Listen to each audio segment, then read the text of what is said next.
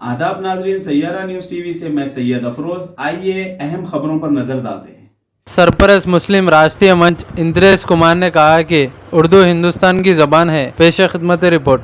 Programme था Islamic cultural centre. मुझे कुछ सवाल जवाब का भी मुकाबला करना था, कंक्लूजन में भी बोलना था। तो मैंने उद्घाटन में कहा था, उर्दू का घर हिंदुस्तान था, है और सदा रहेगा। ये बेघर नहीं है। अगर किसी के मन में वहम हो तो वहम दूर कर, क्योंकि ये किसी और मुल्क की जबान नहीं है, इस हिंदुस्तान मुल्क की जबान। इस मुल्क की अनेक जुबानें हैं, उसमें वो भी एक जुबान। शायद दुनिया में सब मुल्कों में 2-2, 4-4, 5-5, 7-7 जुबानें होती होंगी। अपना ही वतन है सारे जहां से अच्छा हिंदुस्तान, इसमें अनेक जुबानें, और उन सब जुबानों के बाद भी हम एक। जो जुबानों में भेद डाले वो शैतान है, जो जुबानों में प्रेम ढूंढ ले वो इंसान।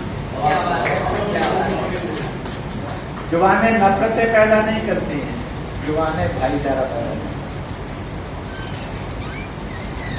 मैं नवंबर में मानव यूनिवर्सिटी में बोलने के लिए आया,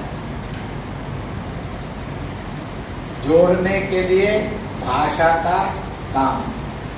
भाषा जोड़ती है, तोड़ती नहीं है, लड़ाती नहीं है, बांटती नहीं, ये ध्यान रखें। कभी कभी आदमी को गलत फहमी हो जाती है, इसलिए आदमी का संवाद जुबान से भी होता है, परंतु भावनाओं से भी होता है, और संकेतों और स्पर्श से भी होता है। आप सबके घर घर की कहानी है। आप में से जो डोगी पालते हैं वो इस कहानी को याद कर लीजिए। वो कहानी आपके सामने हकीकत के रूप में मुंह बाए रोज खड़ी होती है। आप हाथ में 2 बिस्कुट लेते हैं, अपने डोगी को कहते हैं, इसको लिख सकते हैं दुनिया की किसी जुबान, लिखा गया आपको, और वो डोगी दौड़कर आपसे प्यार से लिपट जाता है। अब ये जुबान उसने कहाँ पढ़ी और आपने कहाँ पढ़ी? दुनिया की किसी भाषा में इस जुबान को बता दो कि आपने कुत्ते को देख कर ये कहा, वो दौड़ के लिपटता है, आपको थोड़ा सा तंग करता है तो आप अंग्रेजी बोल। बीजेपी के रियासती सदर एमपी बंडी संजय ने अमेरिका में मुकीम हिंदुस्तानियों से वीडियो कॉल पर बात की। ఏం జరిగిందో భారతీయ జనతా పార్టీ ఎక్కడుంది? భారతీయ జనతా పార్టీ కేవలం 4 సీట్లే. భారతీయ జనతా పార్టీ హిందుత్వం కోసం మాత్రమే పనిచేస్తుంది. భారతీయ జనతా పార్టీ మత విద్వేషాలు తగిలిస్తున్నది.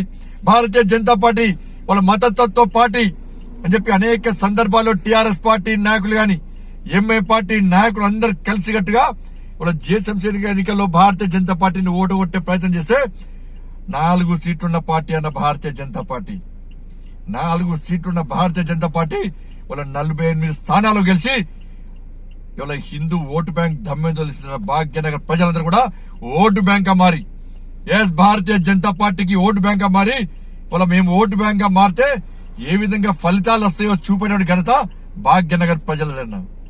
అనేక హుజాబాద్ లో గెలిచినాం, వాళ్ళ జిహెచ్ఎంసీలో గెలిచినాం, అనేక ప్రాంతాల్లో ఓటు బ్యాంకును పెంచుకునే ప్రయత్నం చేసినాం.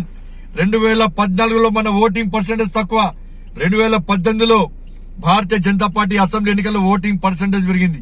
2018 అసెంబ్లీ ఎన్నికల నుంచి 2000।